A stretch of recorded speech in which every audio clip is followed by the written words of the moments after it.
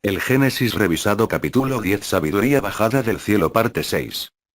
Antes de que el hombre pudiera calcular con números, las otras dos de las tres R, la lectura y la escritura, tenían que dominarse. Damos por sentado que el hombre puede hablar, que tenemos idiomas para comunicarnos con nuestros semejantes, o miembros del clan. Pero la ciencia moderna no lo ha sostenido así. De hecho, hasta hace muy poco, los científicos que se ocupan del habla y los idiomas creían que Talking Man era un fenómeno bastante tardío que puede haber sido una de las razones por las que los Cro-Magnon, que podían hablar y conversar entre sí, sustituyeron a los neandertales. Este no era el punto de vista bíblico. La Biblia dio por sentado, por ejemplo, que los Elohim que estaban en la tierra mucho antes de que Adán pudieran hablar y dirigirse entre sí.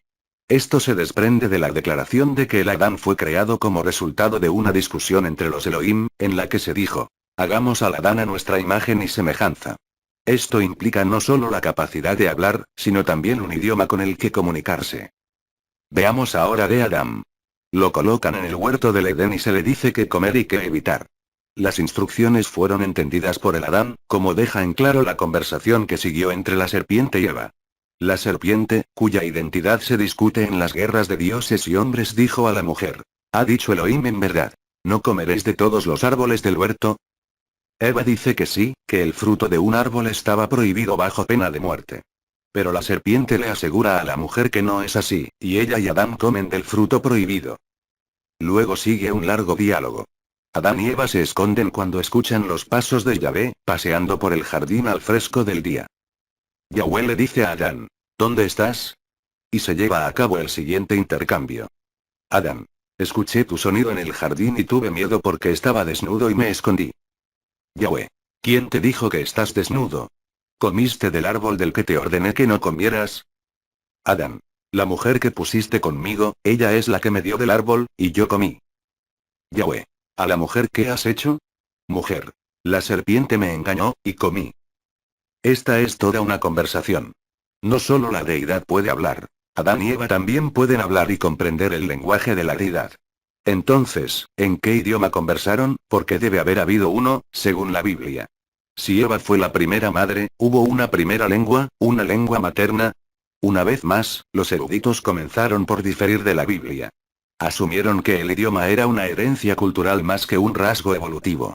Se asumió que el hombre progresó de gemidos a gritos significativos, al ver una presa o sentir un peligro, a un habla rudimentaria mientras formaba clanes.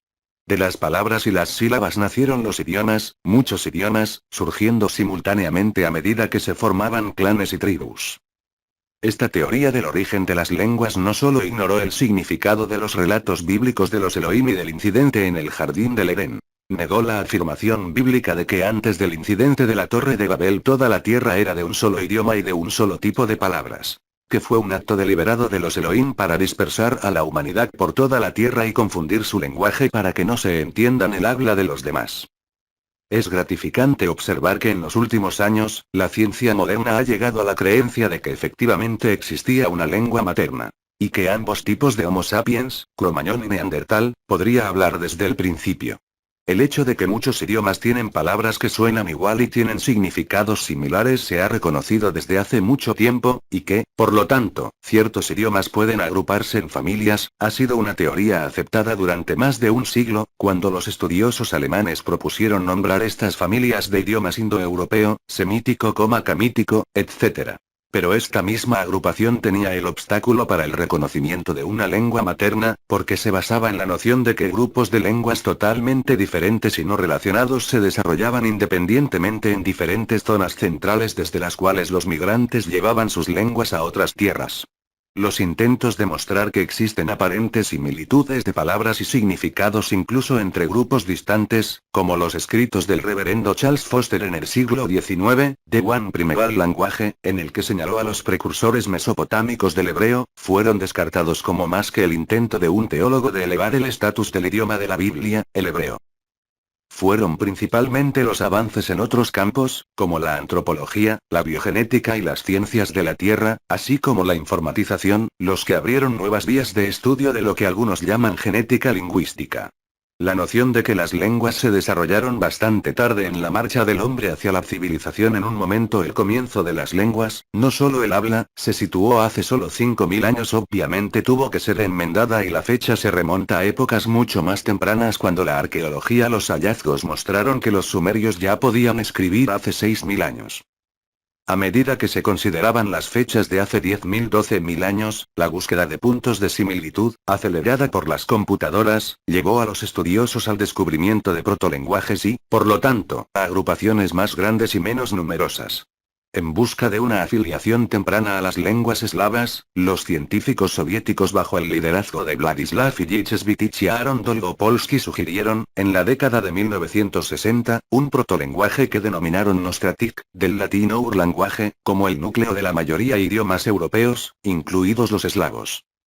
Más tarde, presentaron pruebas de un segundo protolenguaje de este tipo, al que denominaron Dene caucásico, como la lengua central de las lenguas del lejano oriente.